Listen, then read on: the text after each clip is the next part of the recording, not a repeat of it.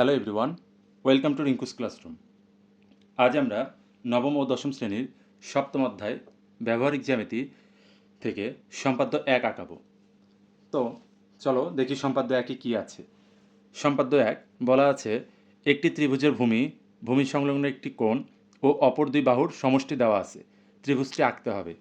তাহলে এখানে আমাদের প্রশ্ন হুবহু এই রকম থাকবে না। আমাদের পরীক্ষার হলে প্রশ্ন থাকবে যে একটি ত্রিভুজের একটি ভূমির একটি দৈর্ঘ্য দেওয়া থাকবে, ভূমি সংলগ্ন একটি কোণের একটি নির্দিষ্ট মাপ দেওয়া থাকবে এবং অপর দুই বাহুর সমষ্টি একটি মাপ দেওয়া থাকবে।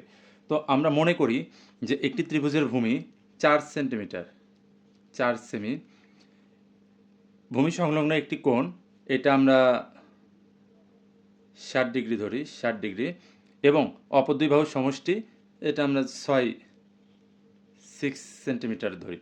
ঠিক আছে? তো চলো আমরা এই অনুযায়ী অঙ্কন করি।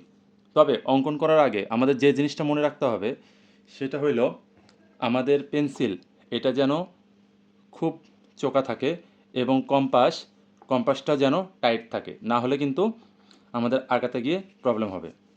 তো চলো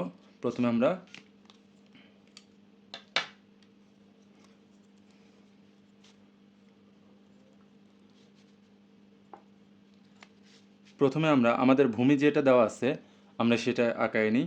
তো আমাদের ভূমি দেওয়া আছে 4 সেন্টিমিটার। অনেকেই যে ভুলটা করে 1 থেকে 4 আঁকায়, কিন্তু 1 থেকে 4 আঁকানো যাবে না, আমাদের আঁকাতে হবে 0 থেকে ধরতে হবে। তাহলে 0 to 4, ঠিক আছে? তো এটা আমাদের 4 সেন্টিমিটার, এইটা আমরা ধরে নিই এটা এ, এবং ভূমি সংলগ্ন একটি কোণ দেওয়া আছে। তো কোণটা আমাদের দেওয়া আছে 60 ডিগ্রি। তো 60 ডিগ্রি আমরা কিভাবে আঁকাবো? আমরা যে কোনো একটি রশ্মি নিব এবং চাঁদার সাহায্যে আমরা 60 ডিগ্রিটা আঁকাবো। তো সেই ক্ষেত্রে আমাদের খেয়াল রাখতে হবে যেন আমরা যে বিন্দু থেকে নিব ওই বিন্দুতে এই 90 ডিগ্রির এটা থাকে এবং এই যে শূন্য বরাবর যে দাগটা এটা যেন সমান থাকে। তাহলে আমাদের কত কোণ? 60 ডিগ্রি। তাহলে এই যে এখানে 60 আছে, এখানে একটি বিন্দু আঁকাইলাম। এইবার এই বরাবর একটি কোণ আঁকাইলাম। ঠিক আছে?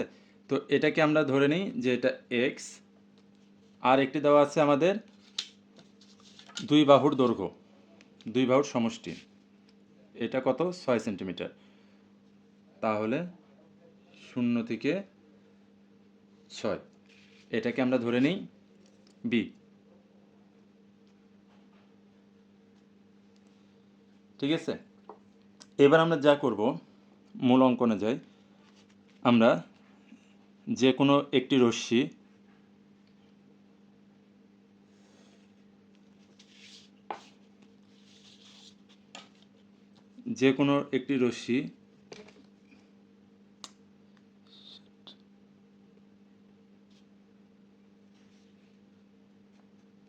বিই নেই। এবার বি বিন্দু থেকে এ এর সমান করে বিসি কেটে নিই।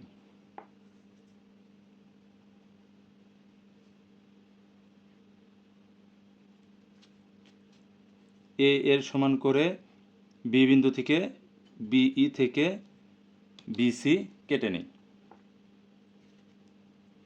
এবার যা করব, বি বিন্দুতে কোণ এক্স এর সমান করে একটি কোণ আঁকাবো।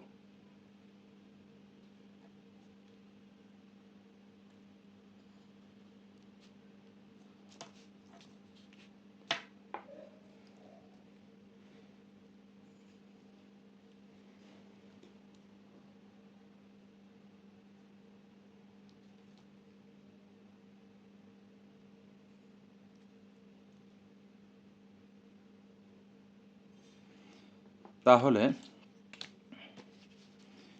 বি বিন্দুকে কেন্দ্র করে বি বিন্দু থেকে কোণ এক্স এর সমান করে আমরা বিএফ একটি রশ্মি টানি, যা কি ই বি এফ কোণে হইল। এখন আমরা যেটা করব যে এই যে বি রশ্মি, এই বি রশ্মির সমান করে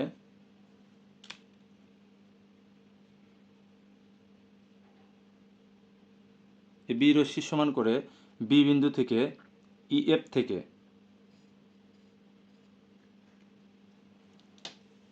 ই এফ থেকে ডি বিন্দু কেটে নিই। এবার ডিসি যোগ করি।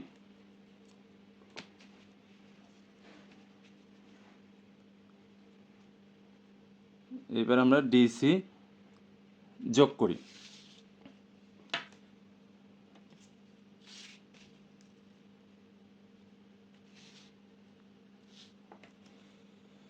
এখন ডি বিন্দু বিডিসি এই কোণের সমান করে সি বিন্দু থেকে একটি কোণ আঁকায়।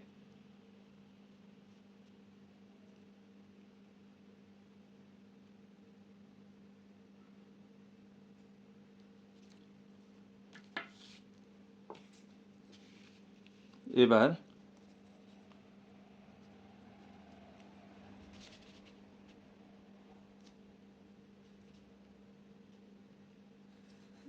এই সি বিন্দু থেকে এই কোণ বরাবর এঁকে নিই। তাহলে এই সিজি এই রশ্মিটি বিএফ রশ্মিকে এ বিন্দুতে ছেদ করবে। তাহলে এ বি সি এটাই আমাদের উদ্দিষ্ট ত্রিভুজ। আশা করি তোমরা বুঝতে পেরেছো। তবে আমরা লেখার সময় যেভাবে লিখব, এটা একটি ভিডিও আমি দিয়েছি সম্পাদ্য কিভাবে লিখতে হয়। সম্পাদ্যর ক্ষেত্রে কিন্তু প্রথমে আমাদের লিখতে হবে সাধারণ নির্বাচন। সাধারণ নির্বাচনের ক্ষেত্রে আমাদের যে প্রশ্নটা আছে আমরা সেই প্রশ্নটা লিখব। এরপর লিখব বিশেষ নির্বাচন।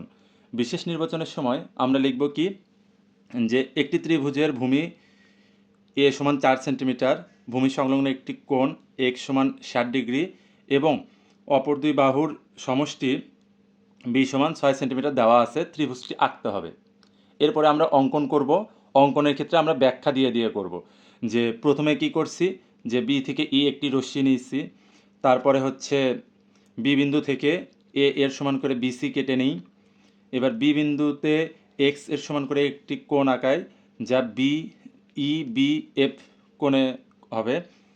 এরপর বি এবং এফ রশ্মি হইতে এই বির সমান করে বিডি কেটে নিই। ডি এবং সি বিন্দু যোগ করি।